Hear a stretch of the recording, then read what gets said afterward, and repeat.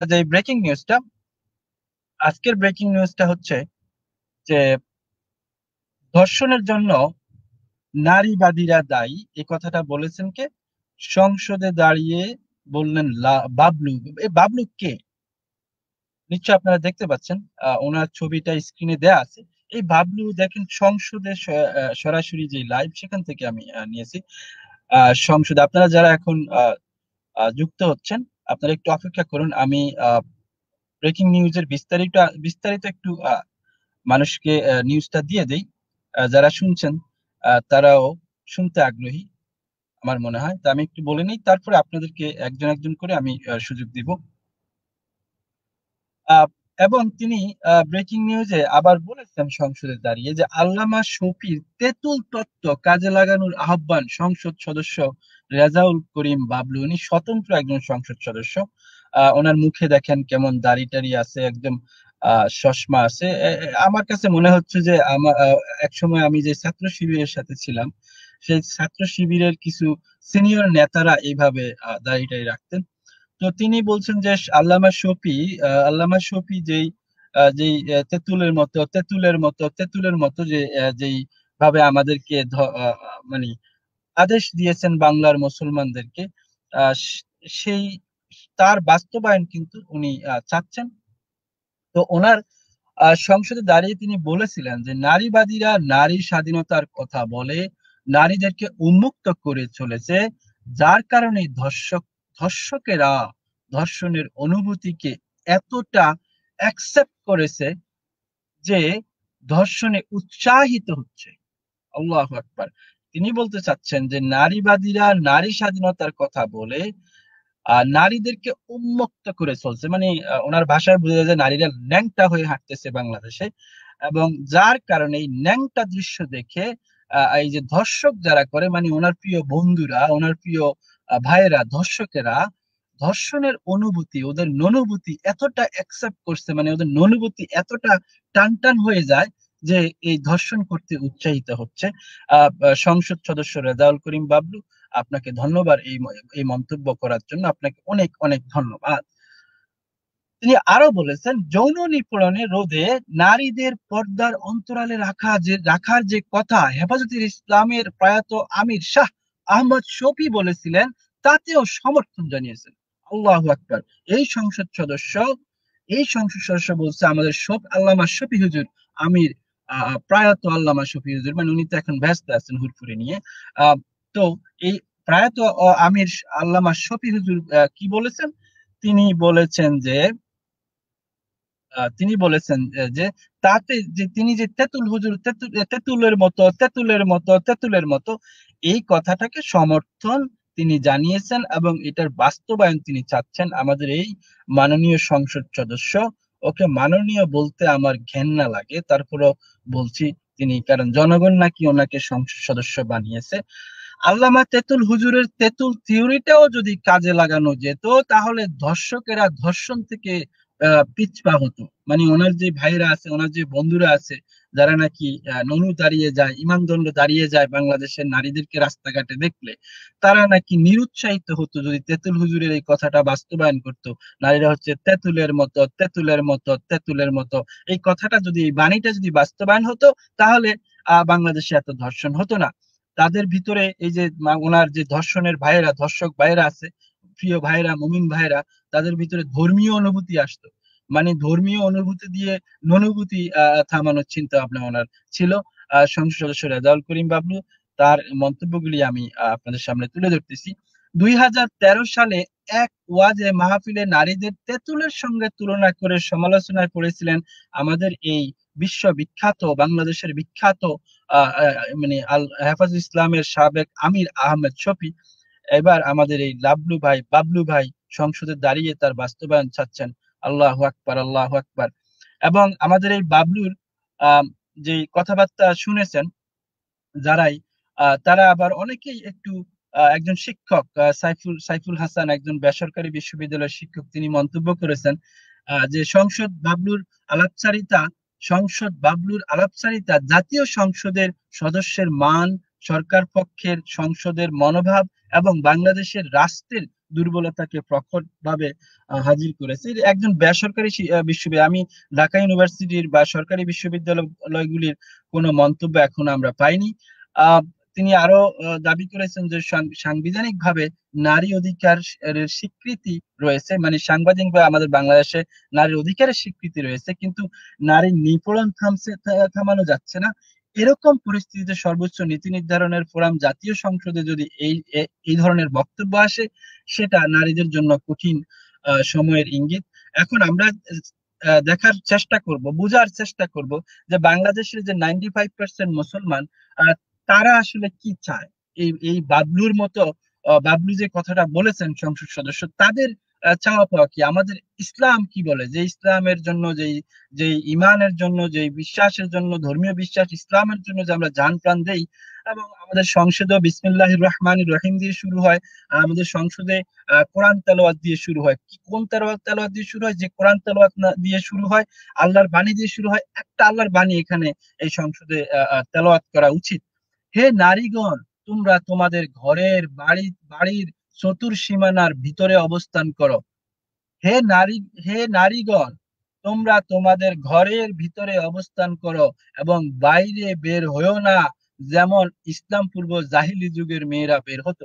তাহলে এই আয়াতটা দিয়ে যদি আমাদের সংসদ সদস্যরা সংসদ শুরু করেন, সুন্দর আরবি উচ্চারণ দিয়ে, কত মধুর সুরে কারি সাহেব, হাফেজ সাহেবরা সংসদে দাঁড়িয়ে তেলাওয়াত করেন। একজন হুজুর পর্যন্ত রাখা হচ্ছে সংসদের ভিতরে, যেই হুজুর সুন্দর সুন্দর কোরআন তেলাওয়াত করেন। এই আয়াতখানা হয়তো উনি তেলাওয়াত করতে পারেন যে হে নারীগণ, তোমরা তোমাদের ঘরের ভিতরে অবস্থান করো এবং বাহিরে বের হয়েও না, যেমন ইসলাম পূর্ব জাহিলি যুগের মেয়েরা বের হতো।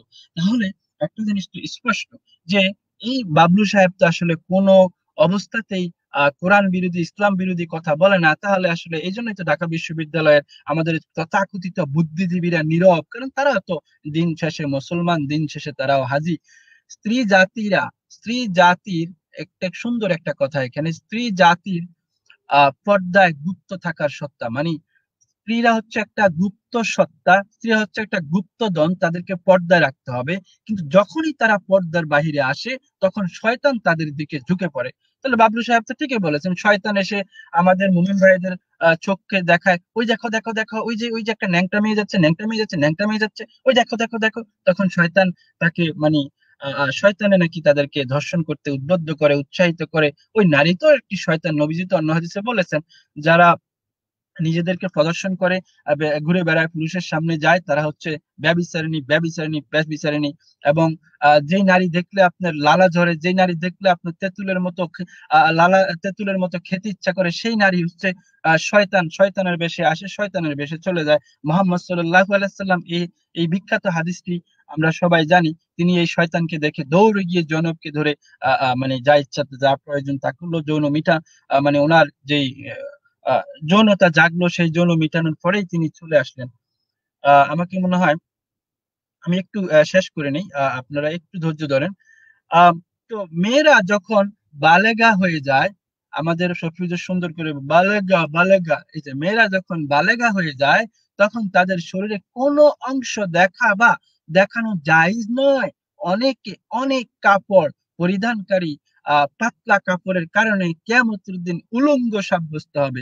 এই যে আমাদের বাবলু সাহেব যেই কথা বলেছেন, একেবারে সহি কথা বলেছেন, সুন্দর কথা বলেছেন, যে একদম সহি এবং সুন্দর কথাই বলেছেন, যে মেয়েরা যখন মানে বালাগা হয়ে যাবে, তারা যখন রাস্তার দিয়ে হাঁটবে, তখন আহ, আহ, কোনো অংশ যদি দেখা যায়, ধরেন হাতের নখ দেখা যায় বা একটু মানে চুল দেখা যায়, কোনো অংশ যদি দেখা যায়, তাহলে তাদেরকে এই উলঙ্গ অবস্থায় চিহ্নিত করা হবে, যে তারা তারা উলঙ্গ হয়ে হাঁটলো। তাহলে বাবলু সাহেবের কথার সাথে মিল আছে, মুসলিম শরীফের হাদিস এটা।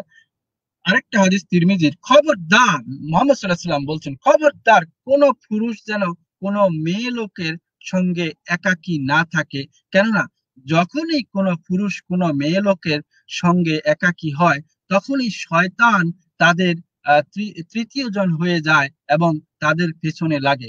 তিরমিজির একখানা হাদিস খুব সুন্দরভাবে বলেছেন মুহাম্মদ সাল্লাল্লাহু আলাইহি সাল্লাম। বলেছেন যে এই যে নারীরা যে ফারকে টারকে যায় বা এই সংসদে যে আমাদের সংসদ সদস্যরা কিন্তু অনেক নারী আছেন, সেই নারীরা যে ঘেঁষাঘেঁষি হয়ে বসে পুরুষদের মধ্যখানে গিয়ে বসে, তখন তো শয়তান এসে বলে, বাবলু বাবলু, এই সংসদ সদস্য বাবলুকে বলছে, বাবলু বাবলু বাবলু, আরে মমতাজ ডাকতেছে, বাবলু বাবলু বাবলু। বাবলু তো মানিক বলে যে হায় হায়, শয়তান মনে হয় আমার ডাকতেছে। বাবলুর মনে হয় যে এই মমতাজরা হচ্ছে শয়তান।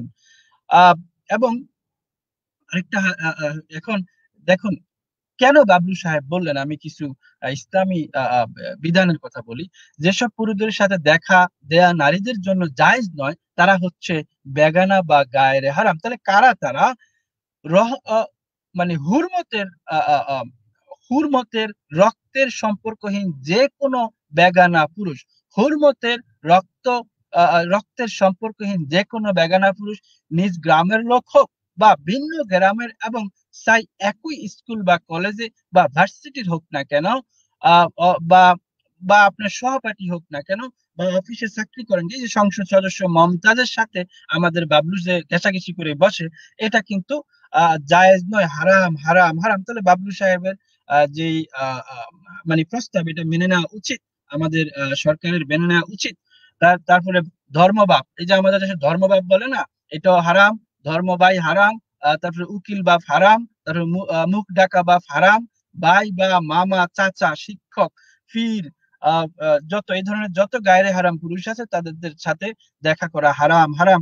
বাবলু সাহেব কিন্তু এটা জানেন, সেজন্য তিনি তার দায়িত্বে, নিজ দায়িত্বে সব মানুষকে, বাংলার মুমিনদেরকে, বাংলার মানুষকে সচেতন করার জন্য, মমতাজ এমপি মমতাজদেরকে সচেতন করার জন্য তিনি সংসদে দাঁড়িয়ে এই কথা বলেছেন। তিনি ভালোই বলেছেন। দুলাভাই, খালু, বাসুর ও বাসুরের ছেলে, দেবর ও দেবরের ছেলে, নন ননদের স্বামী ও তার ছেলে, চাচার ছেলে, চাচাতো ভাই, জ্যাঠাতো ভাই, মামার ছেলে, মামাতো ভাই, স্বামীর জন্য যত প্রকারের ভাই আছে, সকল প্রকারের ভাই থেকে আপনারা দূরে থাকবেন। আমার বক্তব্য এটুকুই। এখন আমি ব্ল্যাক ডেভিল, শুভ সময়, আপনি কেমন আছেন? ব্ল্যাক ডেভিল, আপনি আছেন? আমাকে কি শোনা যায়? হ্যাঁ, এখন শোনা যায় ভাই। হ্যাঁ, যেটা বলবো সেটা হচ্ছে বাবলুকে নিয়ে আর কি বলবেন। সে তো মানে প্রথম যেটা আমি বলবো সেটা হচ্ছে বাবলু তো ধর্মের আগামাথা কিছুই জানে না। আর যদি জানতো তাহলে তেতুজের কথাটা সায় দিত না। কারণ হচ্ছে সে তো মানবিক না। কারণ হচ্ছে আমি আমি একটা জিনিস সবসময় ফলো করি যে কেউ যদি মানবিক মানুষ হতে চাই তাহলে সে ধর্ম পালন করতে পারবে না, আর মানবিক হতে পারবো না। তো তার সে তো যেহেতু ধর্মের অ্যাঙ্গেল থেকে বুঝে ভাই, সে তো মানবিক মানুষ না। তার তো হচ্ছে বোন বা মেয়ের যদি কোনো সব প্রবলেম হয় তিনি এক নেই। সে তো একদম কঠোর ধার্মিক, কিন্তু সে না জানে ধার্মিক, জানে ধার্মিক নয়। এটা আমি 100% শিওর। ওই ভাই আমার নেটটা অনেক প্রবলেম করতেছে, আমি আবার জি, আপনাকে ধন্যবাদ। মাইকেল, শুভ সময়। জি অভি ভাই, শুভ সময়। আমাকে শোনা যাচ্ছে? হ্যাঁ, একেবারে পরিষ্কার শোনা যাচ্ছে আপনাকে। জি, ফার্স্ট অফ অল আপনাকে অসংখ্য ধন্যবাদ আমাকে অ্যাড করার জন্য। আর যারা স্টেজে আছেন সবাইকে শুভেচ্ছা, দর্শকদেরকে অভিনন্দন। হ্যাঁ অভি ভাই, আমি কি কিছু বলবো না কোনো স্পেসিফিক কোনো কোশ্চেন আপনি করবেন?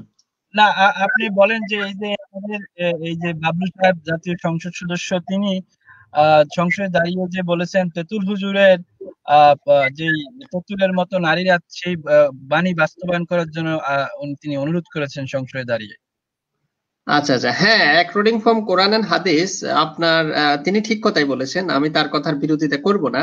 এটা কোরআন এবং হাদিস থেকে যদি আপনি দেখেন এই ধরনের কথাই বলা আছে, যেটা আপনি একটু আগে স্ক্রিনে দেখালেন দর্শকদেরকে, সবাই দেখতে পেল সেটা। তো আপনার কোরআন এবং হাদিস অনুযায়ী যেখানে দেশের 92%, বিটুইন 90 to 95% লোক হচ্ছে মুসলিম, তারা ইসলাম ধর্মের অনুসারী এবং কোরআন এবং হাদিসকে তারা তাদের মূল গ্রন্থ হিসেবে ফলো করে।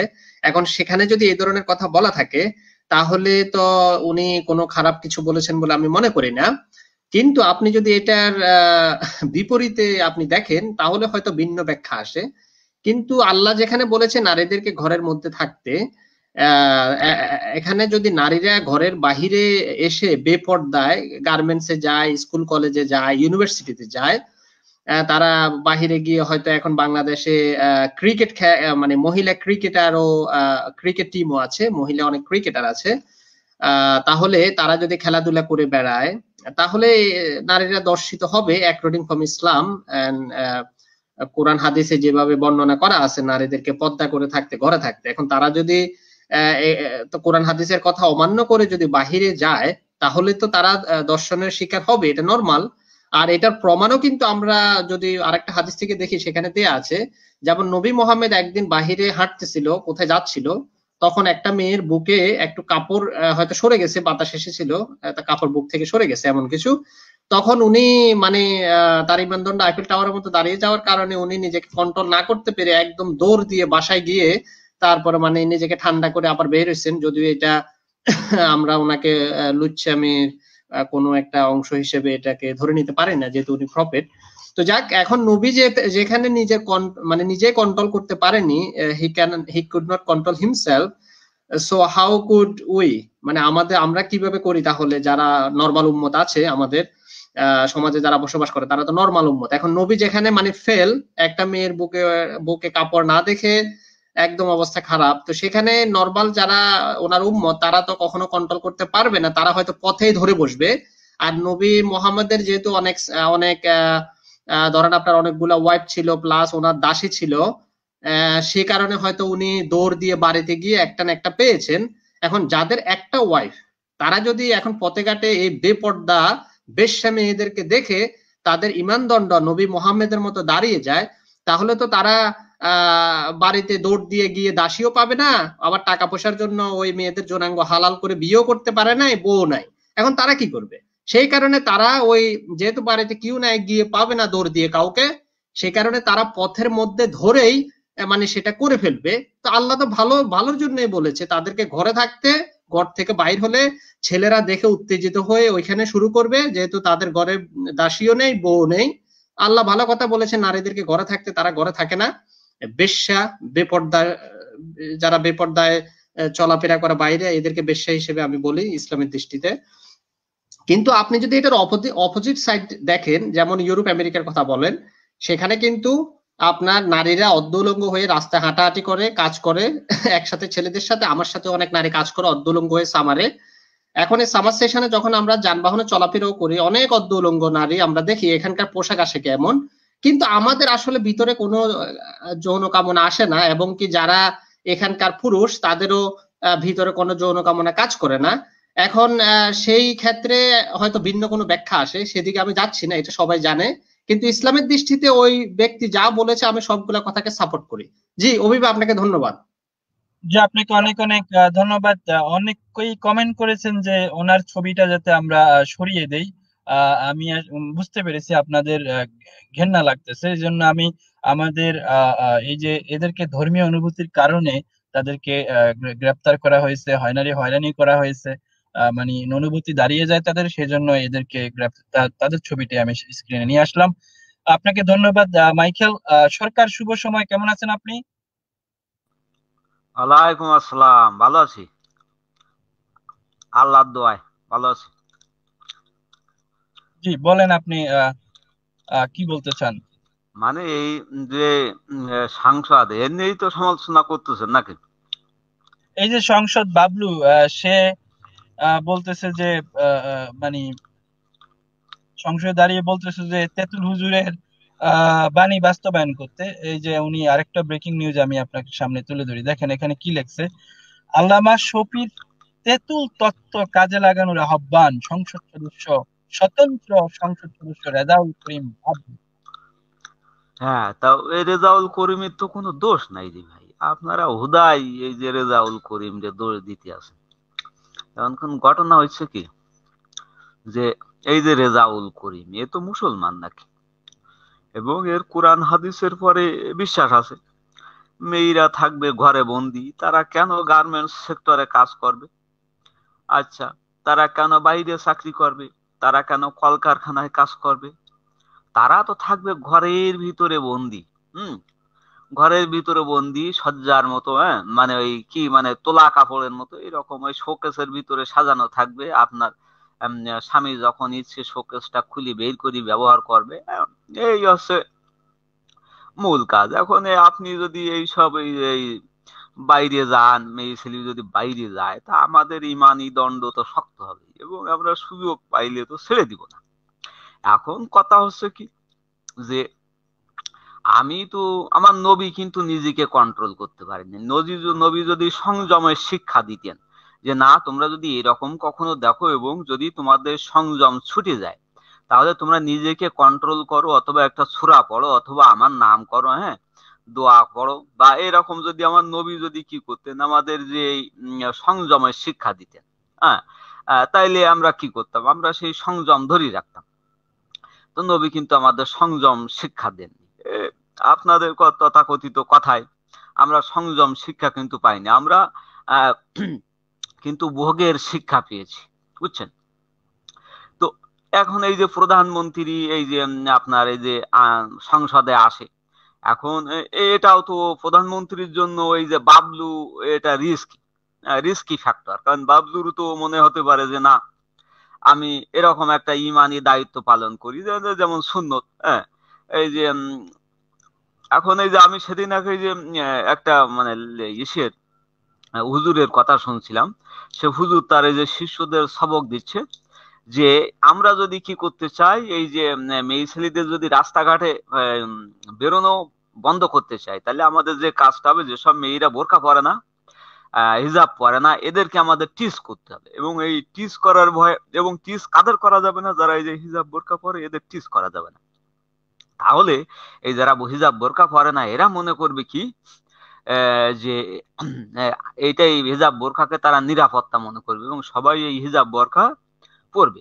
এই যে আমাদের হুজুর যে এই সুন্দর একটা সলিউশন এই যে তাদের দিলেন, এবং তার যে ওই যে শিষ্যদের যে উপদেশটা তিনি দিলেন, এবং তারা যে সেইভাবে কাজ করছে, আপনারা খেয়াল করে দেখবেন এটা কিন্তু কাজ করছে।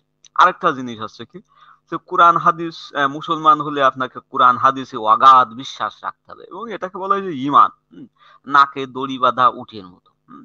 তো এইভাবে এই যে আপনার ইমানটাকে যে আনতে হবে, এই ইমান যদি আপনি কোরআন হাদিসের পরে রাখেন, তাহলে আপনাকে তো অবশ্যই হিজাব পরতে হবে, বোরকা পরতে হবে, হ্যাঁ।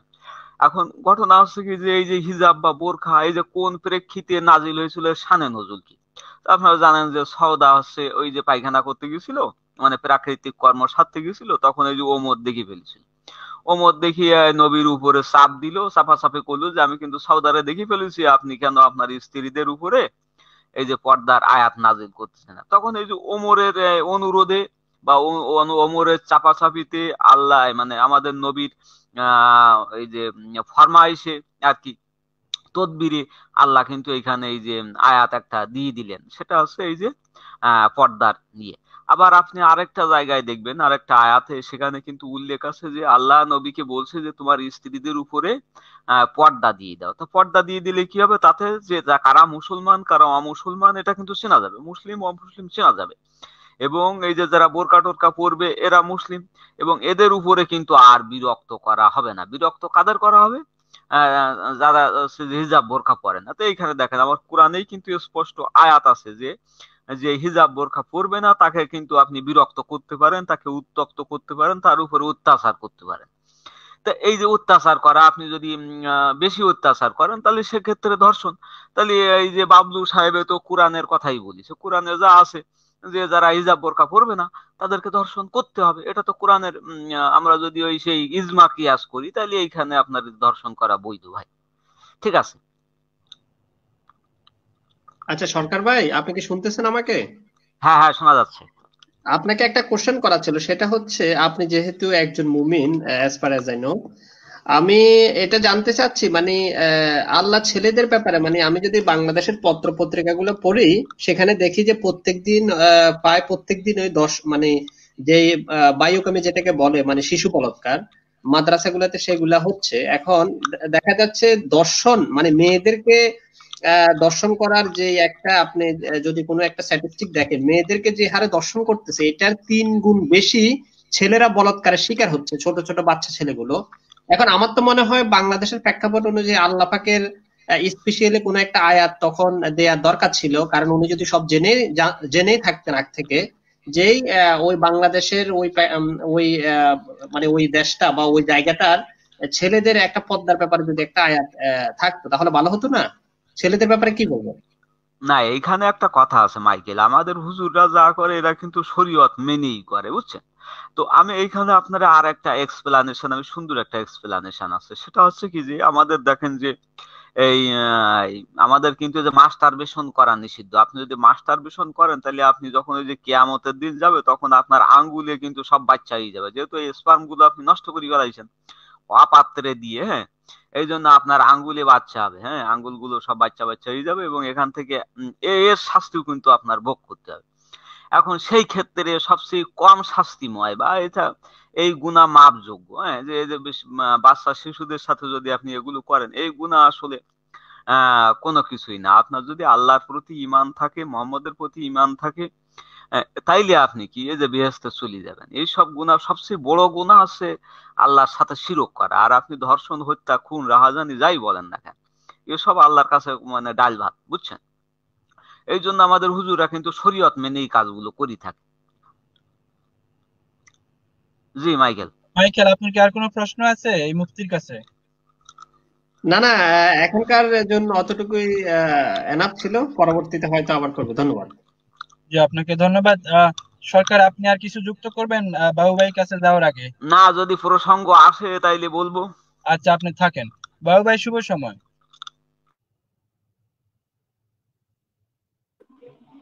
শুভ সময় অভি ভাই।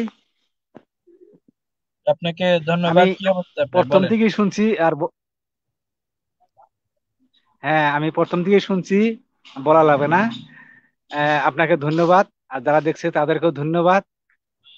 এটা আমি আপনাকে প্রথম বলবো, আপনি যেভাবে এই যে আলম নাকি নাম, এই সাংসদ, তারা যেভাবে আপনি ধুইলেন, আমি হাসতে হাসতে হাসতে গড়াই গেছি। আপনাকে ধন্যবাদ। এইরকমই ধুতে লাগে আমার কোন স্টাইল কথাটা, কোন এইরকমই। কথাটা আর আপনি আমি একটু ওনাকে বলবো, আমি বা এই যে ধার্মিক কোন কথাটা হাসির হলো ভাই? ওই যে সংসদে যেটা, ওই যে মমতাজ মমতাজ মমতাজ, বাবলু বাবলু বাবলু, আচ্ছা আচ্ছা। আমাকে দিয়ে শয়তানে ডাকছে। হ্যাঁ হ্যাঁ। আচ্ছা, তারপর আমি যেটা বলবো, যে এই ধার্মিকগণ, যে ধার্মিক সে যে মূর্খ, এই কথাগুলো টের পাওয়া যায়। যে ধর্ম আবিষ্কার করছে সেও একটা মূর্খ, গন্ডর মূর্খ। আর যারা ধর্ম পালন করে তারা একটা গন্ডর মূর্খ। কারণ ধর্ষণের কোনো কারণ থাকে না, বোরখার জন্য ধর্ষণ হয়। আর বোরখা না পড়লে, বোরখা পড়লে ধর্ষণ হবে না। একটা 6 মাসের শিশু, একটা 1 বছরের শিশু, একটা 2 বছরের শিশু, একটা 5 বছরের শিশু, তাদের যে ধর্ষণ হয়, তারা বোরখা কোথায় কোথায় পড়বে? মাদ্রাসার ছাত্র যে বলাৎকার হয়, সেটা বোরখা কোথায় পড়বে? তো বোরখার উদাহরণ আমরা বারবার বলতেছি যে কাপড় কোনো কারণ না। তোর ভণ্ড মাথায় ভণ্ড মন মানসিকতা, ভণ্ড চিন্তাধারা, এই যে নারীকে মানে দুর্বল ভাইবে শক্তি প্রদর্শন করে তাদেরকে সুযোগ নিয়ে না রাস্তাঘাটে, মানে নির্জন জায়গায়, নির্জন ঘরের মধ্যেও সেফ নাই। সে বাইরে গেল এত রাইতে, তার জন্য ধর্ষণ হলো। এটা আমার যাওয়া ভুল হলো, রাইতে বাইরে গেলাম ভুল হলো। সে করলো কি, দিনে বাইরে গেল, দিনে যাও ধর্ষণ হলো নির্জন জায়গায়। সে তখন বললো না, দিনের মধ্যে আমার বাইরে যাওয়া ভুল হলো। সে তখন ঘরে থাকলো, মেয়েটা ঘরে থাকার পরে ঘরেও রেপ হলো। সে তখন বললো যে আরে, ঘরেও রেপ হলো, তাহলে আমি কি করব? সে তখন ওই যে আলমারিতে থাকা শুরু করলো, আলমারিতেও রেপ হলো। আচ্ছা, এই ঘটনাটিকে আমি মিথ্যা বলছি? ঘরের মধ্যে তার খালাতো ভাই, মামাতো ভাই, জ্যাঠাতো ভাই, ফুবু, খালা, এরা রেপ করছে। সে নারীটা যাবে কোথায়? তার মানে ধর্ষণের কারণ আছে, ওখানে থাকলে রেপ, ওখানে থাকলে রেপ। সেই মেয়েটা প্রমাণ করে দিল যে আমি যেখানেই ছিলাম সেখানে আমার রেপ হয়েছে। এই গন্ডর মূর্খ, মন মানসিকতা ঠিক না হলে, আর এই যে এই কি কয়, যদি এই বলে যে দর্শন বিদেশে বললো, বাবু ভাই, আপনার কথা শোনা যাচ্ছে না। বাবু ভাই গেছে মনে হয়। বাবু ভাই মনে হয় ইহুদিদের টাকা কম পাইছেন ভাই, ইহুদিদের টাকা কম পাইছেন। এখন শোনা যায়, আপনি ইহুদি নাসারাদের টাকা কম পাইছেন মনে হয়। ওরা পে করে না আপনাকে? না, আপনি বের হয়ে আবার আসেন। আপনি ইহুদি নাসারাদের টাকা কম খাইছেন, এই জন্য আপনার নেট ভালো না। হ্যালো, বলেন। হ্যালো, এখন হ্যাঁ, আমি আমি যদি ক্ষমতায় থাকতাম, কোনো দেশের প্রধানমন্ত্রী থাকতাম বা রাষ্ট্রপতি থাকতাম, আমি প্রত্যেক মেয়েদেরকে মার্শাল আর্ট শিখাইতাম, আর উনাদেরকে পার্সোনাল হাতিয়ারের লাইসেন্স দিতাম, বন্দুক বন্দুক দিয়ে উনাদেরকে বলতাম তোমরা যে ড্রেস ইচ্ছে সেই ড্রেস পরো, একটা করে প্রাইভেট পিস্তল দিতাম, তারপরে ধর্ষণ কিভাবে হয় এই মুমিনদেরকে দেখাইতাম। এরা বলে যে নারী ঘরে থাকতে হবে, নারী পোশাক পরতে হবে, নারী বোরকা পরতে হবে। আর তোরা যে মানুষকে অধিকার হরণ করস, আমি যদি বলি তোদেরকে বোরকা পরতে হবে, তোরা ঘরে থাকতে হবে, হ্যাঁ তোরা এটা করতে হবে ওটা করতে হবে, এই শক্তিটা যদি নারী আর পুরুষদের উপরে করা হয় তখন কি হবে? তখন এটা জুলুম হবে না? কেন নারীর উপর ধর্ম করতে, নারীর উপর জুলুম করতে হয়, পশুর উপর জুলুম করতে হয়? এটা কোন ধরনের ধর্ম, এটা কোন ধরনের বাবু ভাই, মানসিকতা? নারীরা একটা মানুষ না কল্প তো, এরা তো কাহিনী অর্ধেক গাঁজাখুরি মানুষ। গল্প। হ্যাঁ, বাবু ভাই, নারীরা হ্যাঁ, অর্ধেক মানুষ, পুরুষরা এরা তো তো মানুষ মানুষ না, না। এরা এরা তো বড় শয়তান। আপনার ধর্মে বলবে যে নারীরা মানুষ না, আমি মেনে নিব? এই যে পেদানি, চায়নার মতো পেদানি আর মিয়ানমার মতো পেদানি খাইলে সব ঠিক হয়ে যাবে। পেদানির দরকার আছে এই মুমিনদের, কারণ মানুষকে এইভাবে ব্যক্তি স্বাধীনতা হরণ করা, এটা এটা কি ধর্ম হইতে পারে? কল্প কাহিনী গল্প গাঁজাখুরি, একটা বঙ্গিয়া বঙ্গিয়া বঙ্গিয়া ধর্ম একটা নিয়ে এখানে দুনিয়ার কথা বলতেছে, মানুষের উপরে মানুষকে ব্যক্তি স্বাধীনতা হরণ করতেছে। কেন কেন এসব করে এরা? মূর্খের দল। ঠিক আছে, বলেন। যে আপনাকে অনেক অনেক ধন্যবাদ। আপনি যে কথাগুলি বলেছেন যে আলমারির ভিতরে, ঘরের ভিতরে ধর্ষণ হয়, দেখুন, ইসলাম কিন্তু স্পষ্ট করেই বলে দিয়েছে কি কি করতে হবে। আপনার এই নারী যে গোপন একটা বস্তু, সেই গোপন বস্তুকে ঢেকে ঢুকে রাখতে হবে। এবং কাদের থেকে ঢেকে ঢুকে রাখতে হবে আপনাকে একটু লিস্ট দিচ্ছি। হ্যাঁ, লিস্টটা হচ্ছে ধর্ম বাপ, এই যে আমাদের উকিল বাপ বলে, ধর্ম বাপ বলে, ধর্মের ভাই বলে, তারপরে মুখ ডাকা বাপ বলে, তারপরে ভাই, মামা, চাচা, শিক্ষক, পীর, তারপরে গায়রে হারাম যত আছে, তারপরে দেখেন দুলাভাই, খালু, ভাসুর ও ভাসুরের ছেলে, চিন্তা করেন ভাসুরের ছেলে পর্যন্ত, দেবর ও দেবরের ছেলে, ননদের স্বামী ও তার ছেলে, ননদের ছেলের থেকেও আপনি আপনার মেয়েকে রক্ষা করতে হবে। চাচার ছেলে, চাচাতো ভাই, জ্যাঠাতো ভাই, মামার ছেলে, মামাতো ভাই, স্বামীর অন্য যত প্রকার ভাই আছে, সকল প্রকার ভাই থেকে আপনার এই আপনার নারী যে আরে গুপ্ত, যে কবি গুপ্ত ভাই, ধন লুকিয়ে রাখতে হবে। কবি ভাই, ইসলামে ভাই নেই তো, সব তো ভাতার, বুঝছেন? বুঝিয়ে বলেন, বুঝিয়ে বলেন। বলছি ইসলামে ভাই নেই, সব বাতার। বাতার বাতার মানে স্বামী। বাগিনে স্বামী হতে পারে, তারপরে ওই যে আচ্ছা, স্বাস্থ্য ভাই স্বামী হতে পারে, এই জন্য কোনো ভাই নেই তো।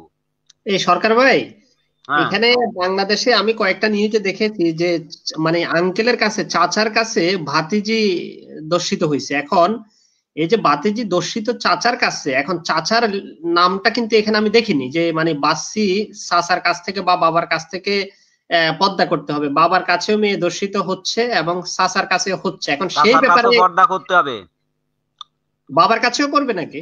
না, বাবার বাবার কাছে, কাছে করতে হবে না, বাবা আর আপন ভাই এই দুটো, হ্যাঁ, এই দুটো বাবার আলাদা কাছে হবে। তো দর্শিত তা হয়েছে। বাবা যদি সৎ বাবা হয়, বুঝছেন, সৎ বাবা হইলে আবার করতে হবে, পর্দা করতে হবে, সৎ আচ্ছা আচ্ছা বাবা বা সৎ ভাই হলে। আচ্ছা, দুই একটা দর্শন দিয়ে বাবা যে করেছে মেয়েকে, সেটার জন্য মানে কোন কি করতে হবে সেটা ওগুলো থেকে? বেশরিয়তি কাজ, ওগুলো শরীয়ত সম্মত ভাবে করেনি। ও আচ্ছা আচ্ছা, ঠিক আছে, তাহলে উত্তর পেয়েছি, ধন্যবাদ আপনাকে।